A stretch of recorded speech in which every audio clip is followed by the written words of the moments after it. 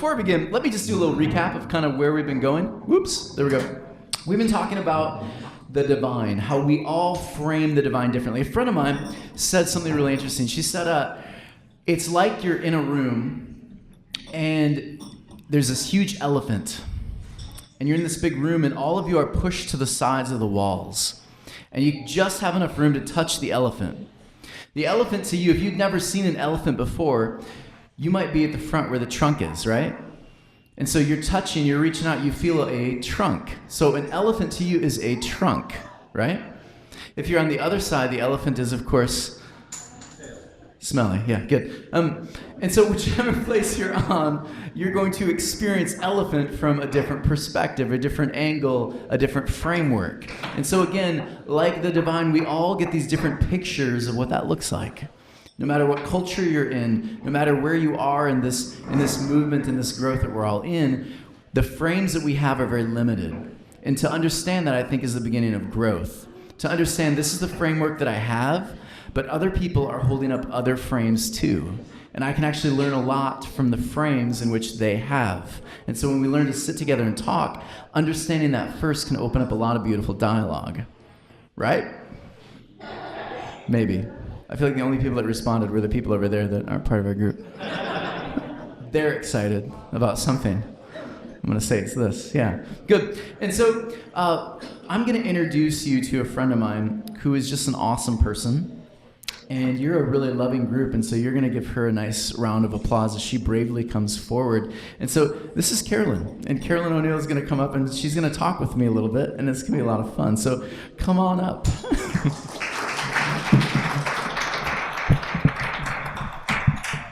Know how this microphone is supposed to... We can figure it out. So before we even get into it with my friend here, we're going to do a groupthink conversation first, which will give us some time to talk and make sure we're ready. But here's the question, and here's the conversation you're going to have with the people around you. And this is... Do you want to say the group dynamic? I can't read it. Oh, yes. Yeah. The groupthink is what does the word accountable mean to you, and how have you been held accountable in the past? Perfect. All right. So with the people around you, what does the word accountable mean? How have you been held accountable in the past? So again, try to meet the people around you first. Say, hi, my name is, and then give them this juicy stuff about you, this very deeply personal stuff. Very natural. So yeah, turn to the people around you. If you're in a group of like one or two, you may want to like turn to, there's a bigger group over there, or whatever. You guys do you. But turn to the people, go for it.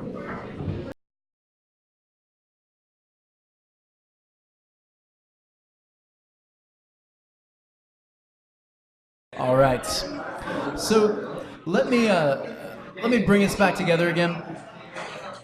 And I know this is kind of always hard to stop dialogue since it's so good, but we're going to.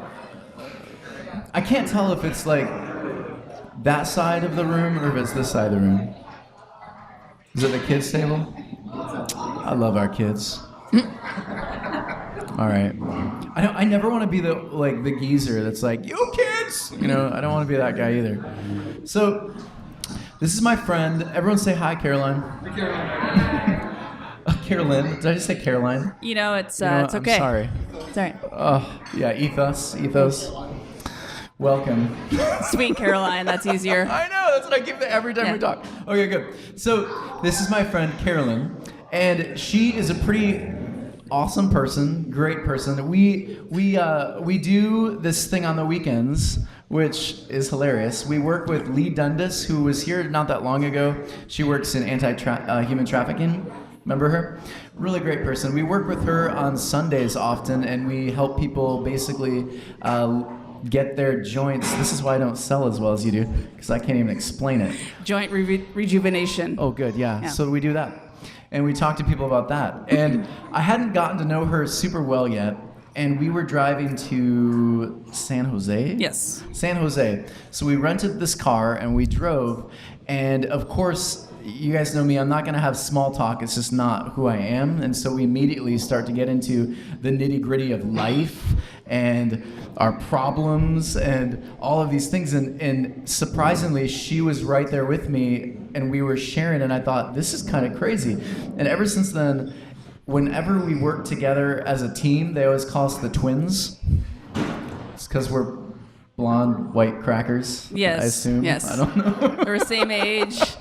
Actually, I took a picture of us on Instagram and split the screen, and it was the both of us. We're like, yep, that sounds about right. Mm-hmm. It's my sister from another mother. Yeah, That's sister good. from another mister, actually. Oh, that's right. Brother yeah. from another mother. Thank you for See? that. See, Good we stuff. work together. Yeah. We work well. So I'm just going to ask Caroline some questions, and we're just going to have fun with this interview because she's just an awesome person. She's has a lot of wisdom from various different experiences in life, and you share whatever you're comfortable with, and let's just talk. So, who are you? What do you do? That's always the question. Oh, what do I do? Yeah, because you do something other than stem cell. Yes. Stuff. I always find it interesting. I was having this conversation recently. How when we introduce ourselves to people, we always ask, so what do you do? And like that Right. has a defining landscape over who we actually are. I do nothing. I live in the basement. Yeah. So who am I? I am born and raised Irish Catholic from Montana. I am a snowboarder. I am an avid outdoors person. I've broken 16 bones. I'm a philanthropist. I'm fairly good at sales when my paycheck says so sometimes. Nice. It's good when it says so. I'm a creative. I'm an empath, as in empathetic. And I love living life and what it has to offer, and I always like to be challenged. So who I am is just a big, blonde, curly hair ball of love. Sweet. And we love you. Yeah, good. Oh, but my profession, Yes, Monday okay. through Friday. I'm a business development director for a startup company called Give Dish. And we work with local restaurants in LA, Orange County, and San Diego to help promote their civic-minded business nature through what they're doing for giving back to the communities. So we kind of promote their awesomeness and their philanthropic nature through social media is kind of our conduit to do so. So we help promote the awesome for the restaurants that believe in giving back to the community. That's my Monday through Friday. Dish. Can you remember that? Yeah, one word. Give dish. Okay, awesome. All right, so in our conversation, which was 6.5 hours, Yeah. I feel like it was 6. Well, it's 10 because there's one way and then the other way. Oh, right, yeah. So you have tons of wisdom because you've gone through a really interesting life.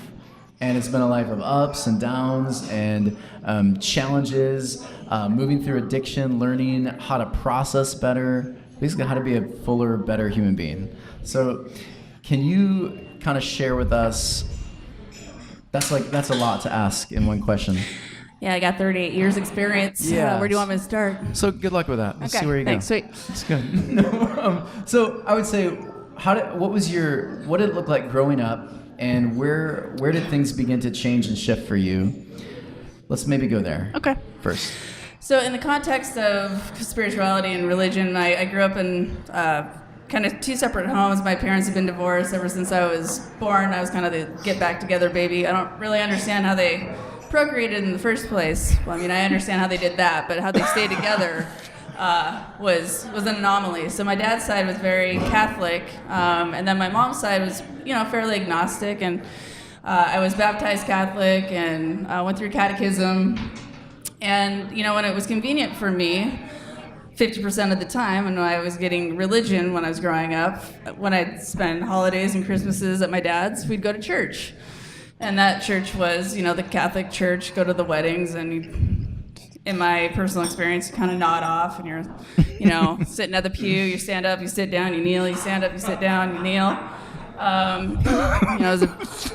You're not too, they wanted me to do Sunday school, and didn't really have the whole experience of the religious, because I was with my mom, and she was, kind of agnostic because she went to a Catholic school. So that's kind of like my spiritual background growing up. And then I guess where to start from there, help me out there. Okay, good. So you grew up with this very you had many different viewpoints. You had one very traditional, and the other is kind of throw out all the tradition, and we just don't know. Like, could be about anything. Yeah, it was kind of like choose your own adventure growing up, which was great. Those are fun. My mother was very amazing in allowing me to make my own mistakes. So as a kid growing up, I always wanted to, as my mom would say, push the envelope. So I was a snowboarder, I was a skateboarder, I was a mountain biker. I wanted to always do the things that I wanted to do as I did them. Yeah, this sounds so familiar if you know my daughter, Ashlyn. Yeah. She's amazing. Yes. So, keep skating, girl, by the way. Yeah. So long story short, I've always prided myself on being very goal-oriented, having, like, I want to achieve this, so I did it. And I kept on moving forward. I was very tough as a kid. I grew up on a ranch at my dad's, and so I never got the excuse because I was a female. I couldn't get up at 5 o'clock in the morning, go out and dig ditches and build barbed wire fences, break cattle, et cetera, et cetera. So that kind of gave me a foundation. Break cattle. Break cattle. I don't even know what that means, but I feel like that's really... That's for another Carolyn podcast. drives a big truck. Yeah. It's funny, we are very similar in some ways, and then you see me driving this little Versa.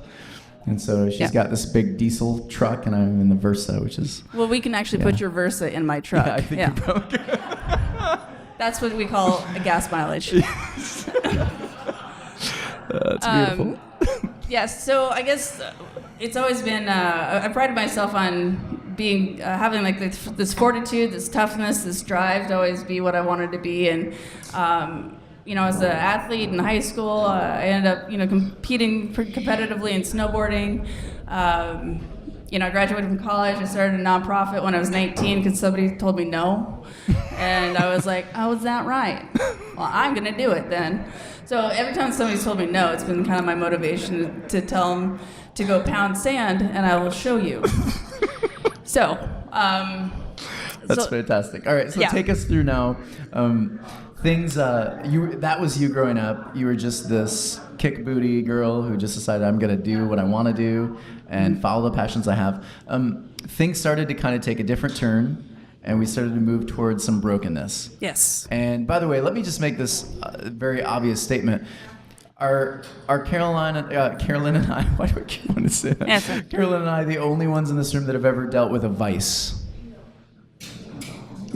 Yeah, okay, good. So right. We're all in this together. We're all in this together. I just made that reference. It happened.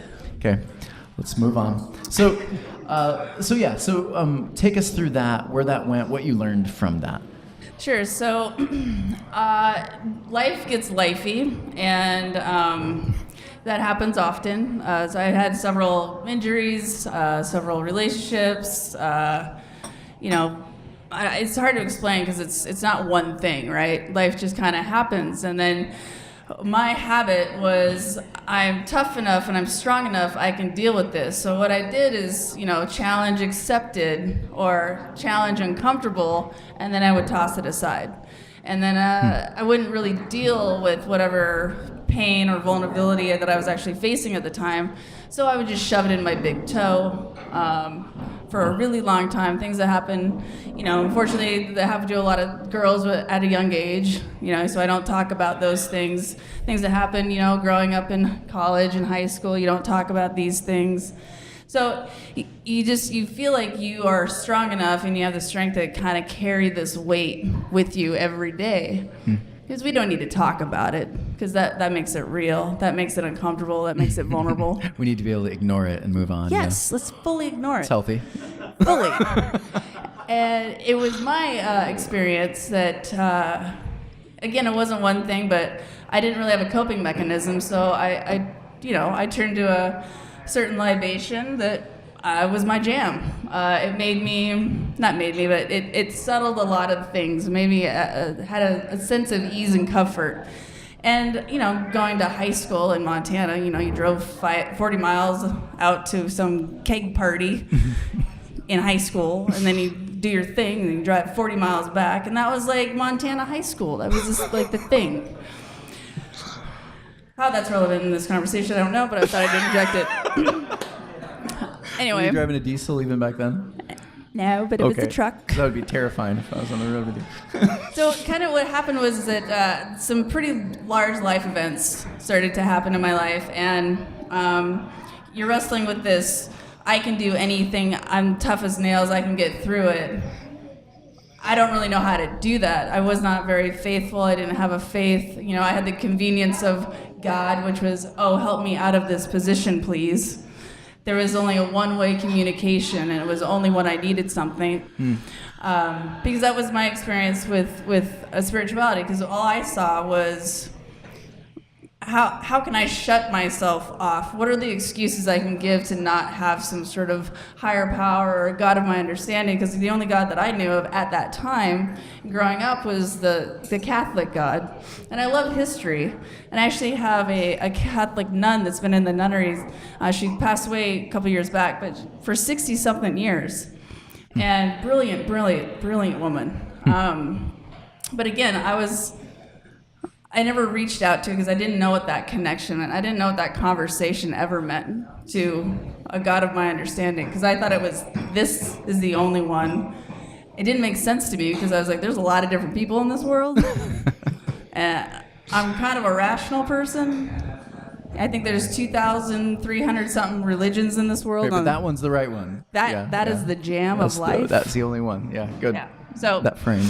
I don't know if I'm sidecarring here, but if you want to keep me back on track. This is good. Okay. So you move through some of these the vices, the various different things. What process did you pick up? And how did God? First of all, oh boy, so many questions. Let's go through that first. What processes did you pick up that helped you move toward healing and wholeness and learning to cope with different things in a healthier way? Sure. I'll actually back up from there because this is relevant. So I got to a certain point in my life where I was all out of options and all out of answers, because I thought I was the smartest person in the room. I thought that I had all the answers. I thought that I could be the toughest person that I knew.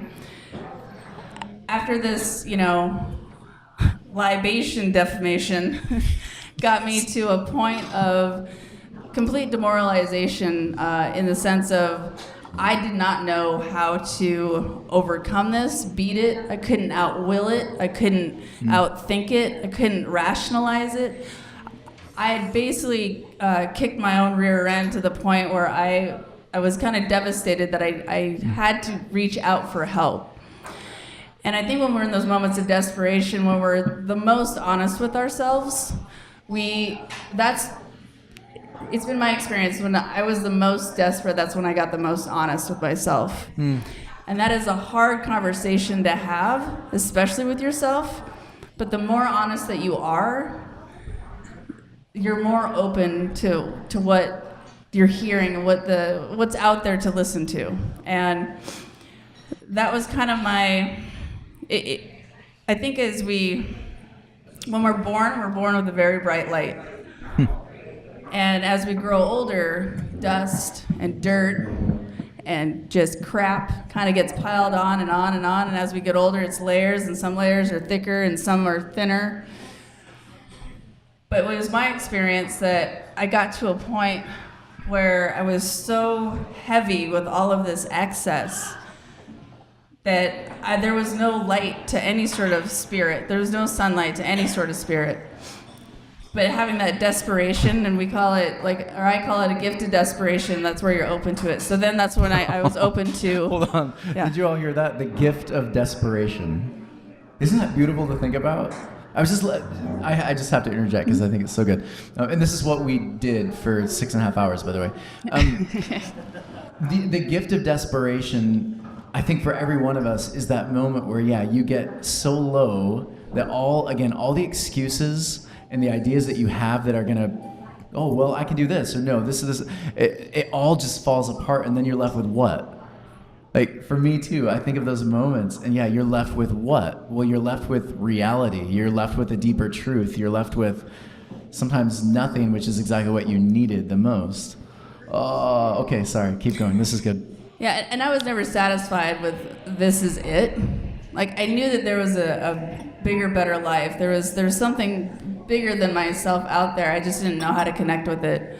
And So in this process, I opened up my heart and I opened up my mind because I was giving prejudice to religion, to God, to a higher power, as other people would probably have prejudices to race, colors, gender, sexuality, whatever. But I was doing the same thing that I would always, I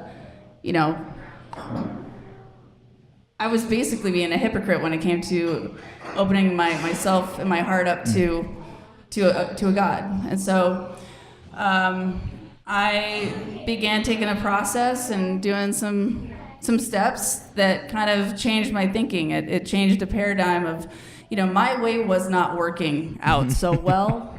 Maybe that there's a better way. And the only way to get there was the gift of desperation. In my opinion, yes. Oh, I love it. Yeah. This process, give me three, because I know there's many different steps in that process. Is that even possible to do? Yeah. Three of those steps that you think anyone hearing this would benefit from these three things, these three steps? First and foremost, I had to realize that I wasn't the master of the universe. I had to quit playing God, essentially.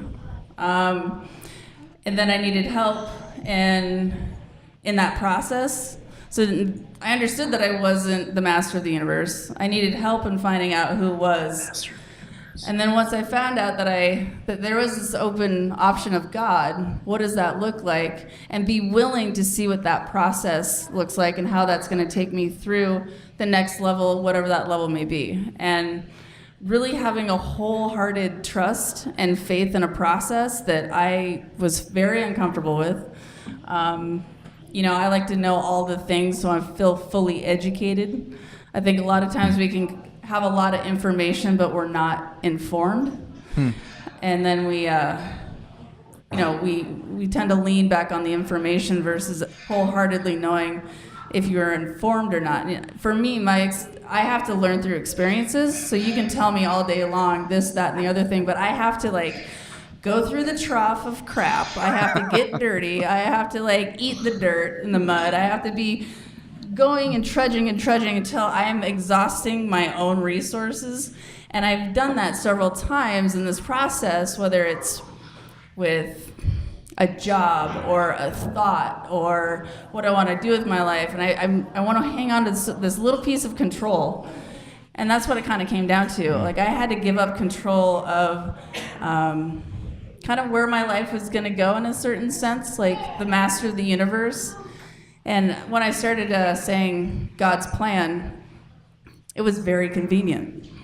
I don't know about you, but there was things. I'm a planner. I'm also a Virgo, so I really like to plan. And I like to have things in my way, right? I planned it, therefore it should go like this. The world would only be better if everyone follows my this person, place, and thing would just listen to me. The world would be a happy place. Yeah, it would. So ironically, it doesn't happen like that all the time, and so then you get that precipice where you want to rip out your hair or throw a phone. Why aren't they doing this? But then you practice it subtly and simply, and you're like, okay, God's plan. I made this entire roster of a schedule. It's not going my way. God's plan. And there's a particular instance that I wasn't sure if I was going to move down to California or not. I wasn't sure where I was going to live or not. And I was in a recovery house, and I had already negotiated to stay the next month. And I already got a scholarship because, I'm a planner. So 8 days before the end of the month, they pulled me into the side. They're like, "Well, we're gonna need your bed for girls that are coming in with insurance." And I didn't have insurance. I basically spent my 401k to my life, so it was the best investment ever. But I didn't have insurance. So 8 days, they're like, "Yeah, we're gonna need you to go." And we're gonna take your red stapler. Yeah. And I was like, I don't know if you know this, but it's not like I live down the street. I'm 2,000 miles away, and I don't know anybody here. I don't have a job. And a lot of my friends were like, pray about it. I was like, pray to who? Yeah, I don't know that Pray whole to like what? just How? pray about it drives me nuts. But that actually was beneficial for you? Yeah, it was insane because Okay, I had it's never beneficial for me. I'm just saying. It drives me nuts. But for you, it worked. Well, here's the thing. I had to trust the process of people that have been in my shoes and have seen a better way of living. And I really had to wholeheartedly trust in. And they just said, pray. Pray. Like, God will take care of you. And I'm sitting there like, well, I don't know who I'm praying to, what prayers I'm supposed to be praying of and for, and how does this work? Because I want to take a singular moment thing and put it in a nice shiny box on the shelf so I can categorize it and pinpoint it. But none of that was the case, right? So I had to have blind faith. And it was the first time ever in my life I really had to trust the process. And in doing so, I threw up my hands in the air because as I am not the master of my universe, I had to trust. And so for 4 days, I said, all right, I'm going to do this. I don't know what I'm doing it for, but I'm going to do it. These people have done and walked this path. I have to trust it. So every day for like 4 days, I said, God, where do you want me? Where can I be my best service? God, where do you want me? Where can I be a best service? God, where do you want me? Where can I be a best service? And in doing so, 4 or 5 days later, an opportunity came up for me to have a place to stay for like 2 weeks for free. I already had a place kind of lined up in September. That gave me an opportunity to go up to Montana, settle my affairs, sell my house, drive down. And my plan was to stay in this recovery house for another month. God's plan was for me to get challenged, give me an opportunity. Like, here's your opportunity, because I work on evidence. I'm not going to sit there and have blind faith if it's not working. That's just how I roll. So I did. I trusted in the process, and that process was wholeheartedly, like, way better than my plan. Say the prayer one more time. God, where do you want me? Where do you want me? Or, yeah. Now you maybe second guess yourself. I can't remember. Yeah. God, put me where you want me. Where can I be a best service? Okay, I want to dissect that for just a second. Where do you want me? What does that mean to you when you say, where do you want me? Well, that was, in that context, it was, should I move here or should I go back to Montana? Okay. And then where can I be a best service? Like, where, you know me the best, where is my life going to benefit other people, benefit you, benefit me? Where can I be of service to other people the best? And so really, that prayer is almost a prayer of alignment, like life alignment. I was basically saying, I don't know what to do, and you're going to show me by little secrets, and if I'm paying attention the right way, hopefully I will pay attention, and I'll just say yes. What I love about that is it almost sounds like Jesus takes this time where he says, this kingdom come, thy will be done. Put me in this space where I become more and more awake to I become woke. That's a Geordie word. I become awakened. Is it awakened? Thank you. Here's the English part of me. Awakened to where there is life and where there isn't, and where I can participate with it. It's beautiful. Yeah, and this is the first time in my life I haven't had a plan. My primary purpose was just to figure out what I wanted. Like, it's so hard to explain. I knew that I had to have a different life. I knew I had to change my entire way of thinking, my entire way of behaving out of 37 years of living. Sounds easy. It totally is easy, yes. Just one book and you're probably ready. Yeah, but what I've found, and this is one of the most beautiful things, and I have to continue to remind myself, otherwise I do go crazy, is that when we sit in discomfort, it is the opportunity for growth.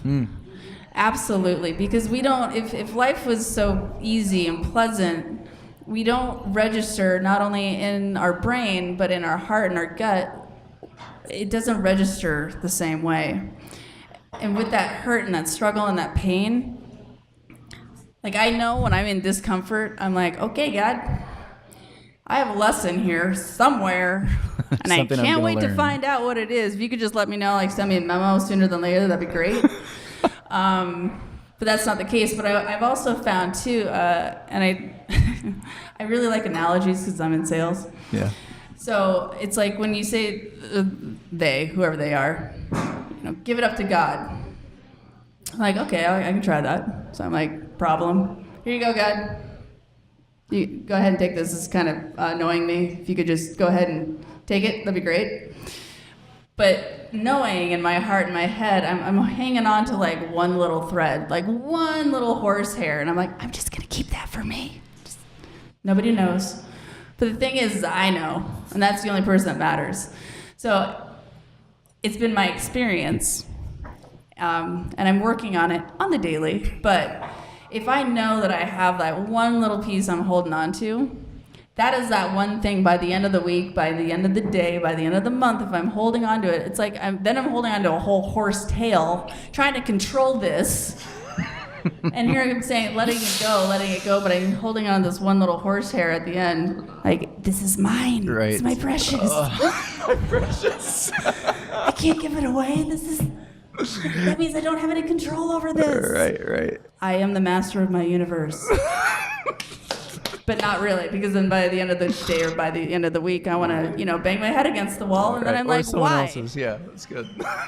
But then when I do, it's so profound because, like I said, I experience on evidence, and I work off of evidence. And every time, like, I know, we know when we're not letting stuff go. We know.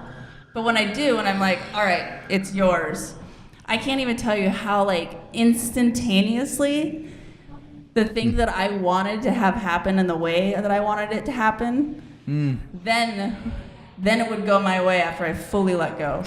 I want you to just take a minute. I want you to close your eyes. This will be fun. Don't fall asleep. Close your eyes. Think about that one thing you are holding on to right now. You're saying, I have complete control over this thing. It's so important to you.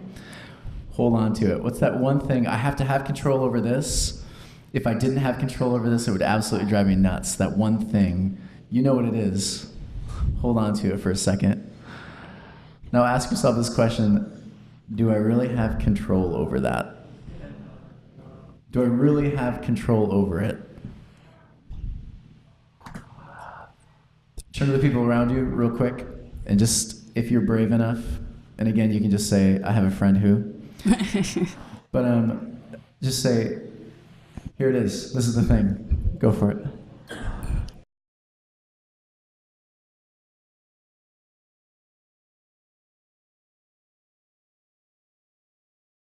I'm just going to ask Carolyn one more question.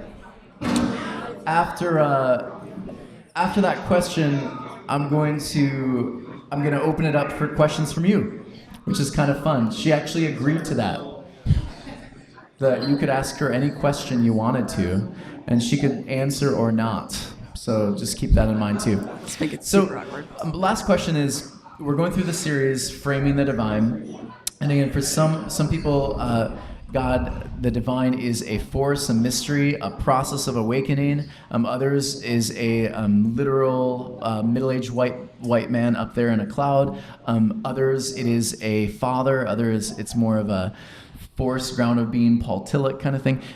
So we're all kind of growing in this. How have you, through this whole process, framed the divine? Well, when I was struggling to try to find what God meant to me, I've always had spiritual experiences when I was out in the mountains and outside. It's pretty hard not to recognize that there is something amazing and majestic and magical and divine happening outdoors. That's kind of where it began, and that feeling that you get settled in kind of your gut of just serenity and peace. That's where it started. So my framing it now is it has to be a two-way conversation. I don't know if you've ever been in a relationship before and you're not really communicating, but you're blaming the other one for like not knowing what you're thinking and how you should be feeling. No one in this room understands that, right? Like, you should know. You should know. How long have we been dating? So I thought this. Yeah. So you should have thought that. Correct. Yeah, good. So I'm understanding that it's a fully two-way conversation. So you have to be like, these are the things, and it's not I want. It's more, how can I help? How can I be of service? What are how can I contribute? And by starting that dialogue, I get everything that I need from my God today. And it's always evolving. I mean, for an example, and I don't know if I'm squirreling out here, but... I'm squirreling out. I love it. But when I was in my early 20s and I had my nonprofit and thought I was very fancy, I've always wanted to be a business owner. I've always thought I had an acumen for business, and it wasn't until I got sober, I came out to California, I literally said, all right, God, you can have my life. I really don't know what you want from me, but I'm just going to follow this parameter. And the life that I live today is just truly amazing. The people that I surround myself with, the position at work that I am in, the experiences. And so that is a direct reflection of my connection with my higher power, with my God. If I feed that and I have to nurture it, just like in a relationship, then my benefit is that I don't go crazy, for one. And it's helpful. Yes, little sidebar there. But I know that I can fully trust in this process, and I know that my frustrations don't have to be as big as I make them, because at the end of the day, life is pretty good as long as I'm staying out of my own way. And how I frame God today is a lot of love, a lot of open-mindedness, compassion, understanding, and even my aunt, when I was kind of struggling with the whole God thing, like, oh my God, Catholics and women and the gays and the genocides and the history, all of the things that I just watched on TV, never studied, that's my opinion. Right? That was basically my education on God. She was just like, God is love. And it wasn't until I talked to Tony recently in our epic car ride that he's like, what if, love is God? Yeah. And that was powerful, man. That hit me. With all of the noise that we have in our society and what we think and feel, and, feelings aren't facts, for one. I hope you've been taking some of these one-liners that she's been dishing out. They're so good. One more time. Feelings aren't facts. Feelings aren't facts. Oh, okay. Go ahead. Please keep going. Oh, here's another good one. What you think of me is none of my business. I need that tattooed on me so I can see it every day. That is a really good one. Because if you're focusing on your authentic self and that's your parameter, that's your gauge, I'm doing me, and that's where my experience in this last year has been. I want to be, how can I be the most authentic self? How can I be the best version of me? But it does take work, and I have to have that two-way street. And I adore your opinions. I love your feelings, and I appreciate your thoughts. But it's none of my business what you think. So. How can we put that on a billboard? One-liner. Very carefully. All right, we'll move on. Any questions for Carolyn right now?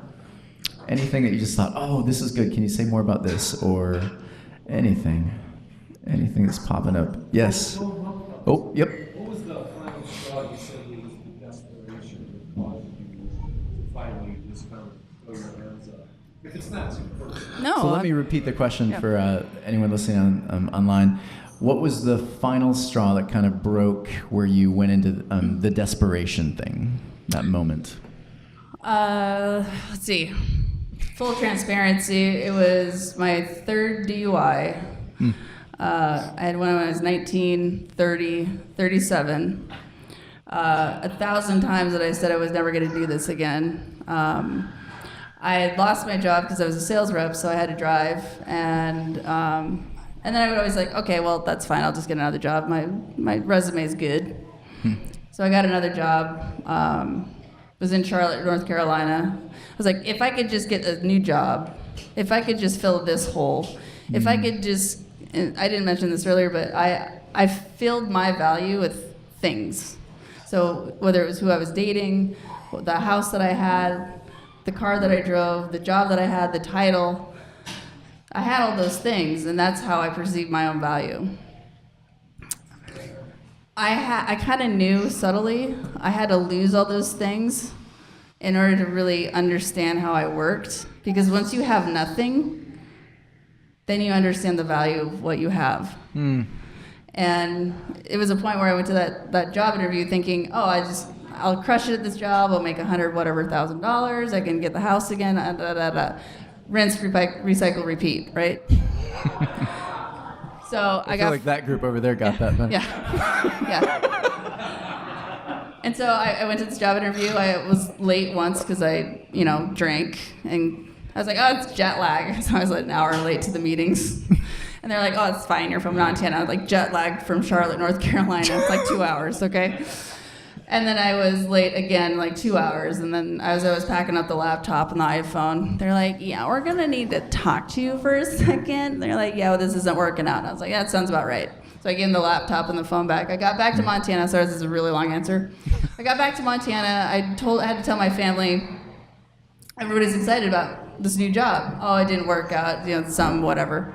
I was lying to myself, lying to my family, most importantly, lying to myself. And I didn't know how to deal with it. I did what I did. And I did what I did, distracting myself from myself until I got to my roommate at the time. I was probably like 3 or 4 months behind on rent. I went from a 2,000 square foot house to a 400 square foot room. And she wanted me to move out. And I don't know, it hit me. I sat down on my bedroom floor. I prayed to my grandmother and my aunt a lot, because that was my connection that I could see. And then I just went online and I picked up the phone and started calling treatment centers. But it was like it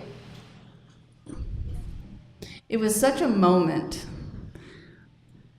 that you are confronted with the reality that you're in, and all this BS that we tell ourselves, like, I am this, I am that, I look like this, I'm going to wear this mask, I'm going to put this mask on for this group, for that people, for this. But all those masks are off, and you're sitting with yourself. You're like, how did you get here? And once I was confronted with that reality, I knew that I was not the master of my universe, and I needed help to figure this out. So good. Yep.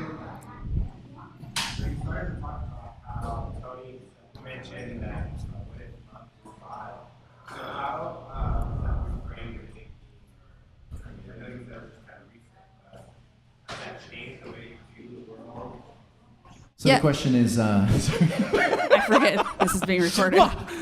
So the question is the idea, reframing God, seeing God as bigger than just a middle-aged white man, but even bigger as even expressions of love. How has that changed kind of your path or your view, how you practice, any of those kind of things? Well, sure, the whole God is love, but what if love is God? I've always believed, or I've tried to, ironically, I've always tried to hold myself to a standard, right? And I think the compassion that we should give each other, the love that we should give, and the respect that we should give one another is paramount. Because without that love, without love, you can't hear. You can't understand. You're not willing to compromise. And a lot of these same aspects are just of yourself. It's so easy to be scared of something, because we live in a lot of fear, or at least I should say I lived in a lot of fear. But it was so hard to pinpoint what that fear was. And once you have an understanding of what love is and compassion and opening your mind and having that exchange with yourself, it's easier to have it with somebody else. In the context of, was it love is God? God is love, love is God. Yeah. I mean, if anybody's ever been in love, it makes you, it's a feeling you can't explain. It's something that you can't contextually relate to somebody else but if somebody's experienced it, you have this look and this exchange. And I think that's what spirituality is. When people have that connection with their higher power, it's an understanding, and it's singular to that person. For me, my example is that I don't think God and spirituality is a blanket of the same. It's a different experience. This is my own personal thought, and I think the same way is with how we love one another and what we think love is. So beautiful. Any other questions before? Yes. Back at you being in control of your own universe, I 100% relate to pretty much a lot of what you said. Would there have been any kind of sound advice or sound behavior towards you that could have derailed your thought process and got you on a different path, rather than you having to go through that fire and destruction of your own soul? Can you repeat that question? I'm trying to figure out how to frame that. Yeah, is there any advice I give myself today to myself back then? What would have worked for how it is that you were within your mindset back then? That is a great question. Gosh, my immediate answer is no. Because for me, I had to experience the things and understand the depth and weight of them before I am the type of person that needs to understand them. And I like to live through experiences. So other than that, it would be pretty much like a nice little pat on the rump and say, good luck, I'll see you in 8 years.